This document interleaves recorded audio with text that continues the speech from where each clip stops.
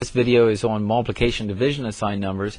When you are multiplying or dividing, an even number of negative signs will make the answer positive, and an odd number of negative signs will make the answer negative. Now this is only true when you're multiplying or dividing.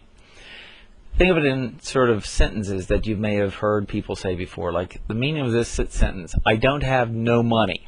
That's not grammatically correct, and an English teacher might tell you, well, you're using a double negative. Because when you say I don't have no money, that's two negatives. The meaning of that sentence is really, if you say I don't have no money, then that means you must have some money, because the two negatives make a positive. Let's take a look at another example here. How about this sentence?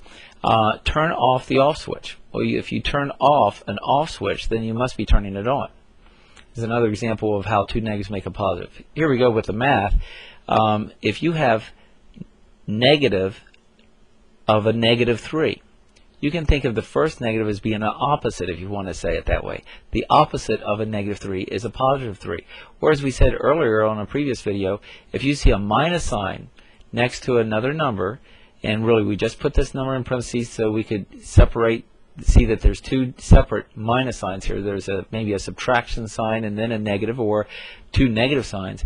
Well, two negatives right beside each other make a positive, so this would be a +3. So using that idea, let's do a few of these problems here. 7 times -3, we'll see that would be a negative, because we're multiplying and we have an odd number of negative numbers. We have one negative number, it's -3, and an odd number of negative numbers will make the answer negative. A positive times a negative is a negative, so this is -21. Same way with this one, a negative times a positive, -21. Now here we have two negatives multiplied together. Well, two negatives multiplied together gives you a positive. It's also for the reason that an even number of negative numbers multiplied together will give you a positive. We have two negatives, 2 is an even number, and so that we would get a +21. Negative of -7, well, that's a +7. Now this one, we have the negative of -3. We can think of that as being the opposite of -3, which is 3, and 3 times -5 is a -15. We could have also looked through and say, well, basically we're just multiplying straight across. How many negatives do we have? 3 negative signs. So 3 is an odd number, so since we're multiplying, the answer is going to be negative. Let's go up here and do a sum of these, and we'll work our way down. 4 divided by a -8. Well, we said these are true for multiplying and dividing. So a positive divided by a negative is a negative. Same as positive times a negative is a negative. So the answer to this would be a -1/2. Now you could also write this as 1 over a -2.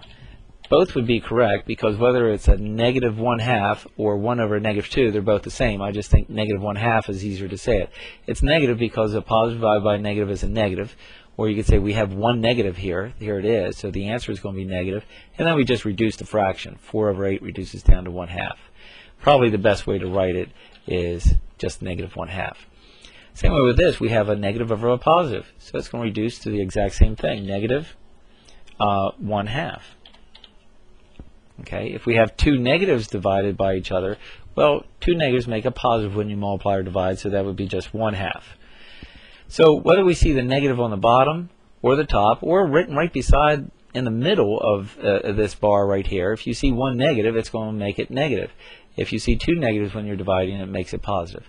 Okay, here we have 3 negatives here. Well, an odd number of negatives is a minus, so it's going to be -3.